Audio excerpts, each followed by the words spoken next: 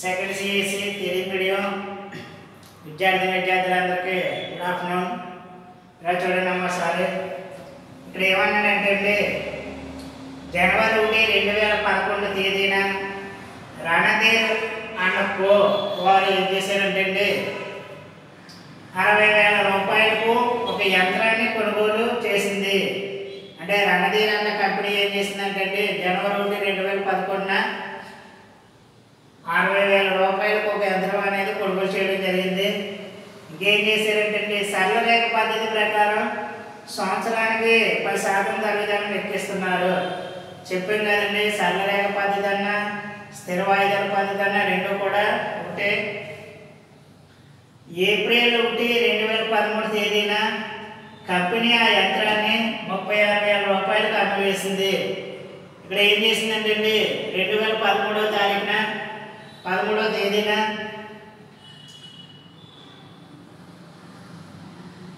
యంత్రాన్ని 36,000కు అమ్మవేయడం జరిగిందన్నమాట. తర్వాత ప్రతి సంవత్సరం సంస్థ పుస్తకాలను డిసెంబర్ 31తో ముగిస్తారని భావిస్తూ యంత్రం ఖాతా తయారు చేయండి. అంటే సంస్థ పుస్తకాలు అనేవి ఎప్పుడు ముగిస్తున్నారంటే వీళ్ళు డిసెంబర్ 31తో ముగించడం జరుగుతుంది.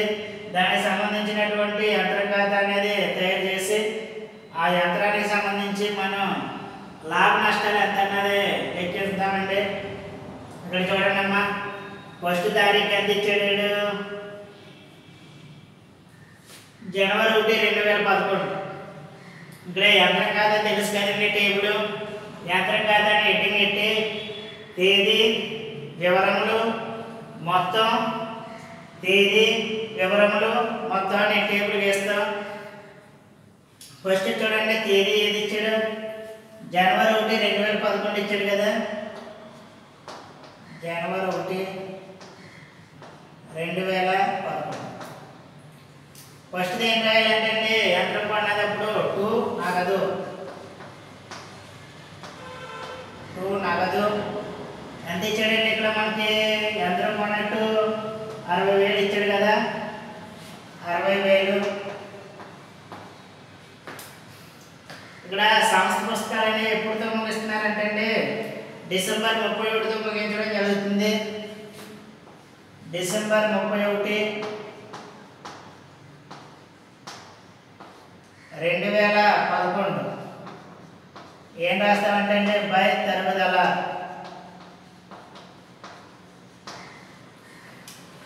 ఇక్కడ తరుగుదల అనేది దేని మీద కట్టాలంటే 60,000 రూపాయల మీద తరుగుదల అనేది 10% కట్టాలి.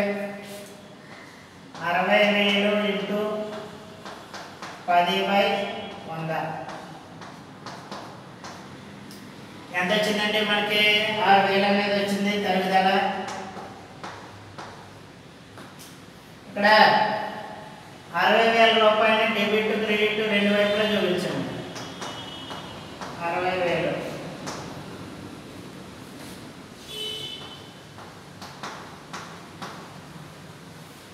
ఈ 60,000 నుంచి 6,000 తరుగుదల తీసేయండి.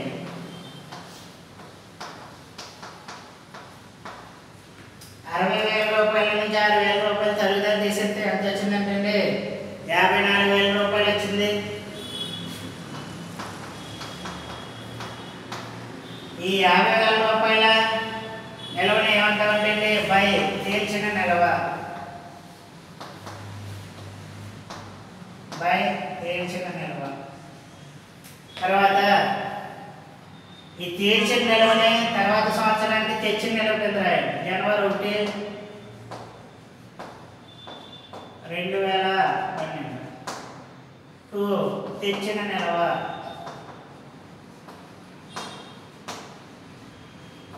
ఇక్కడ ఎంత ఇచ్చాడంటే మనకి తెచ్చిన నిల్వ అనేది 54,000 ఇచ్చాడు కదా. తర్వాత సంవత్సరం 2012 జనవరికి 54,000 నిల్వ చూపించండి. తర్వాత మీరు ఏం చేస్తున్నారంటే ప్రతి సంవత్సరం డిసెంబర్ 31తో ముగిస్తున్నాడు కదా. డిసెంబర్ 31,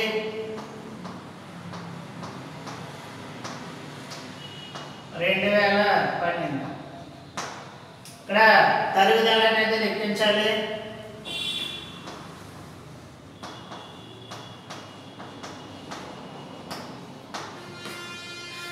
డిసెంబర్ 31, 2012 తరుగుదల ఇక్కడ దేని మీద లెక్కించాలంటే 60,000 మీద లెక్కించాలి.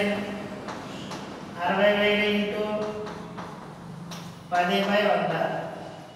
ఈ జీరో క్యాన్సిల్ చేసేయండి. ఈ జీరో క్యాన్సిల్ చేస్తే ఎంత ఉందంటే మనకు 6,000 ఉంది. ఈ 54,000 రూపాయలు ఏం చేస్తారంటే డెబిట్ క్రెడిట్ రెండు వైపులా చూపించండి. ఇక్కడ ఏం చేస్తారంటే 54,000 రూపాయల నుంచి తరుగుదల 6,000 రూపాయలు మేనేజ్ చేయండి.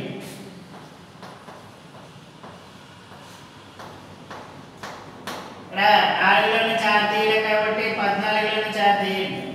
8.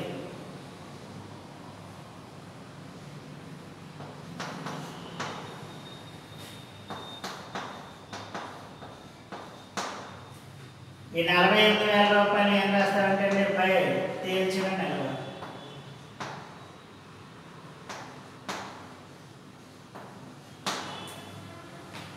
తర్వాత ఈ తేల్చిన నిల్వను ఏం చేస్తారంటే జనవరి 1, 2013కి తెచ్చిన నిల్వ కింద రాయాలి.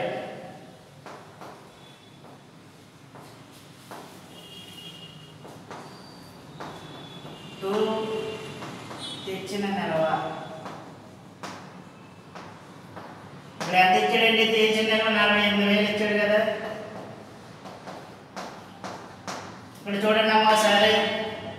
ఇక్కడ ఏప్రిల్ 1, 2013 తేదీన ఎంత కమ్మేశాడండి? యంత్రాన్ని 36,000 రూపాయలు కమ్మేశాడు. కాబట్టి ఇక్కడ ఏప్రిల్ 1, 2013 ఎంత కమ్మేశాడండి? 36,000 రూపాయలు కమ్మేశాడు కదా. ఇక్కడ తరుగుదల ఏం చేయాలంటే ఏప్రిల్ 1 అనేది తీసుకోకూడదు. ఏం చేయాలి? దానికి ముందు నెలాఖరు ఎంతో చూడాలండి. మార్చి కదండి.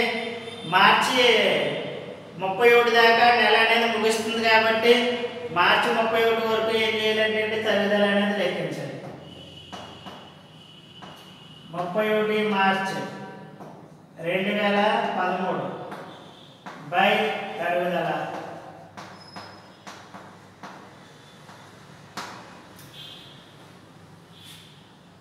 ఇక్కడ తరుగుదల అనేది ఏం చేయాలంటే దేని మీద కట్టాలి? తరుగుదల అనేది 60,000 మీద కట్టాలి.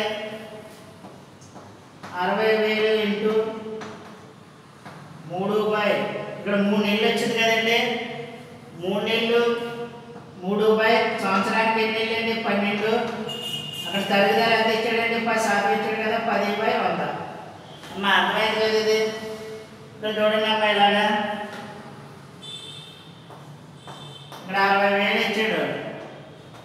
60,000 ఇంటూ 3/12 ఇంటూ 10/100 ఈ విధంగా ఇచ్చాడు కదమ్మా. మనకు 3 నెలలకి ఈ విధంగా కట్టాలి. ఇలా చూడండి. 60,000 మీద 10% కట్టేయండి. ఎంతమ్మా? 6,000. ఈ 6,000 12 నెలలు కనుక్కోండి. 6,000 12 నెలలకి అయితే 6 నెలలకి ఎంత అవుతుందండి? 3,000 అవుతుంది. అదే 3 నెలలకి ఎంత అవుతుందండి? ఇక్కడ మనకి అందులో సగం 1,500. అమ్మా 6,000 మీద 10% అంటే 6,000. ఇది 12 నెలలు కనుక్కోండి. తర్వాత 6 నెలలు అంటే ఎంతండి? అందులో సగం 6,000లో సగం ఎంతండి? 3,000. తర్వాత 3 నెలలు అంటే 3,000లో సగం 1,500. ఇలా చేసినా పర్లేదు. లేకపోతే ఈ జీరో క్యాన్సిల్ చేసేయండి. ఈ జీరో క్యాన్సిల్ చేసేయండి. 3 4 ఎంతంటే 12 కదా. ఈ 4 6,000 ఎన్ని సార్లు పోతుందో చూడాలి. 4 15 60. ఇంకా 2 సున్నాలు ఉన్నాయి. ఈ విధంగా చేసినా పర్లేదు. అమ్మా ఇక్కడ 3 నెలలు కడితే ఎంత వచ్చింది? 1,500 వచ్చింది కదమ్మా. ఈ 1,500 తరుగుదల చూపించండి. ఇక్కడ యంత్రాన్ని ఎప్పుడు అమ్మేశాడండి? ఏప్రిల్ 1, 2013 అమ్మేశాడు కదా. ఏప్రిల్ 1, 2013 ఎంతకు అమ్మేశాడండి? ఇక్కడ యంత్రాన్ని 36,000 బై నగదు అమ్మకం 36,000 అమ్మేశాడు కదా.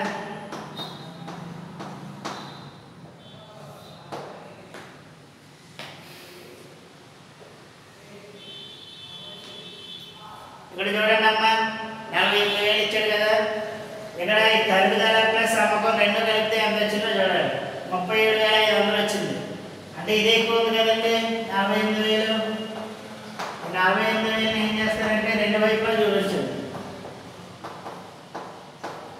చూడండి ఈ రెండు కలిపితే ఎంతండి 37,500 వచ్చింది కదా. 37,500 మైనస్ చేయండి. 0 0 5 0 ఎంత వచ్చిందంటే 10,500 రూపాయలు వచ్చింది అమ్మా. ఈ 10,500 రూపాయలు ఏం రాయాలంటే ఇక్కడ బై లాభ నష్టాల ఖాతా, బై లాభ నష్టాల ఖాతా. అమ్మా అర్థమైంది కదా.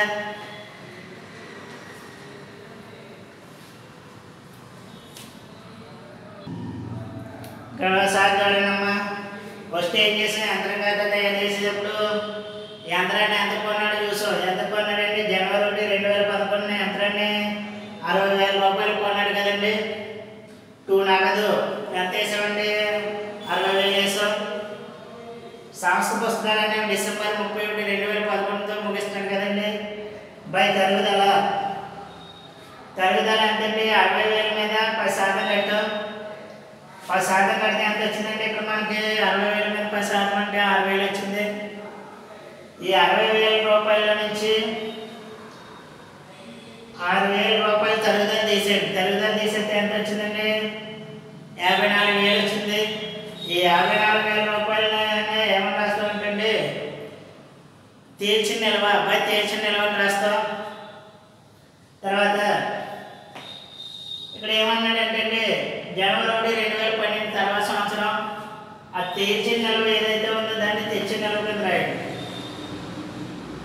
ఎంతండి 54,000. ఇక్కడ సంస్థ పుస్తకాలు అనేవి డిసెంబర్ 31తో ముగిస్తున్నారు కాబట్టి డిసెంబర్ 31, 2012 బై తరుగుదల దేని మీద కట్టామండి 60,000 మీద కట్టాలి. 60,000 ఇంటూ 10/100 ఎంత వచ్చిందండి 6,000 రూపాయలు వచ్చింది. ఈ 54,000 ఏం చేస్తారంటే డెబిట్ క్రెడిట్ రెండు వైపులా చూపించాం. 54,000 నుంచి తరుగుదల 6,000 రూపాయలు తీసేయండి. తీసేస్తే ఎంతంటే 48,000 రూపాయలు వచ్చింది. దీన్ని ఏ నిల్వని రాస్తాం తేల్చిన నిల్వని రాయాలి. తర్వాత జనవరి 1, 2013ని ఆ తేల్చిన నిల్వ తెచ్చిన నిల్వ కింద రాయాలండి. ఎంతండి 48,000 రూపాయలు వేస్తాం. తర్వాత ఇక్కడ చూడండి అమ్మా ఇక్కడ ఏప్రిల్ 1, 2013 అంటే ఇక్కడ అమ్మేశాడు కదా.